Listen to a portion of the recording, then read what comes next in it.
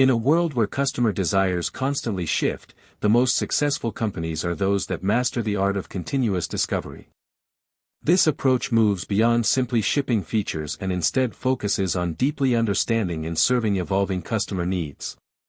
The core philosophy is to treat product development not as a problem-solving exercise, but as a pursuit of opportunity, the opportunity to make a positive impact on your customers' lives. This requires a fundamental shift in mindset from being output-oriented to being outcome-oriented. An output is a tangible thing you create, a new feature, a product update, or a marketing campaign. An outcome, in contrast, is the change that output creates in customer behavior or business health. The critical mistake many teams make is prioritizing outputs first. They decide to build something and then later try to figure out who might need it. The superior approach is to start with a desired outcome. For example, a pet food company might aim to improve customer understanding of their product's health benefits. With that outcome clearly defined, the team can then experiment with different methods, like clearer explanations or educational content, to achieve it, measuring what actually moves the needle on customer retention. This keeps the customer's need at the absolute center of the process. Choosing the right outcome is itself a discipline. Common pitfalls include spreading efforts too thin across many outcomes, leading to minor progress on all but major impact on none. Another is the constant firefighting mentality, where teams are forced to jump from one priority to another every few months. Real discovery requires patience. Meaningful change often only becomes visible after 6 to 9 months of sustained focus on an outcome. Abandoning efforts prematurely wastes the steep learning curve of the initial months.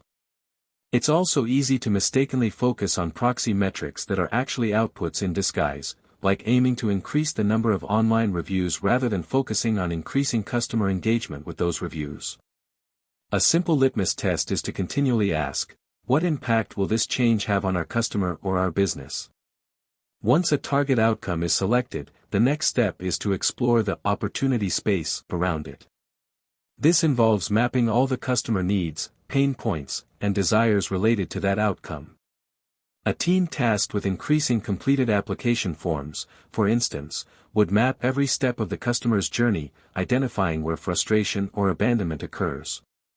Effective teams do this mapping individually first, leveraging diverse perspectives, before synthesizing their views. This prevents groupthink and uncovers a wider range of potential opportunities for intervention. The goal is to move from a narrow view of the problem to a broad landscape of possibilities for creating value.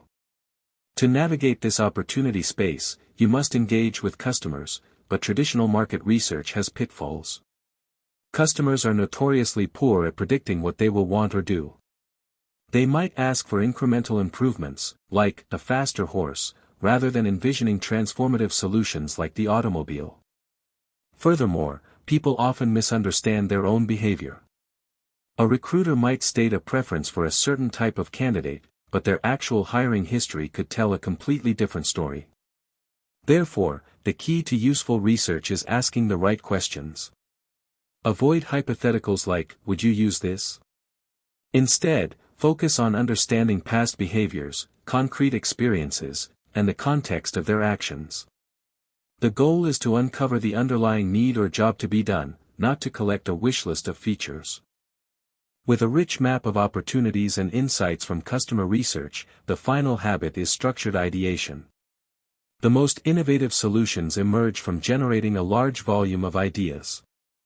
Crucially, initial brainstorming should often be done alone to prevent early convergence on obvious or safe ideas. After individuals have exhausted their own creativity, the team comes together to share, combine, and build upon these ideas. This process should draw inspiration not only from customer insights but also from analogous situations in other industries, technological possibilities, and team expertise. The result is a set of potential solutions that are both creative and firmly grounded in a deep understanding of the customer opportunity. By weaving together these habits, outcome focus, opportunity mapping, contextual customer research, and structured ideation, teams can build a sustainable practice of continuous discovery, ensuring they consistently develop products that their customers truly need and love.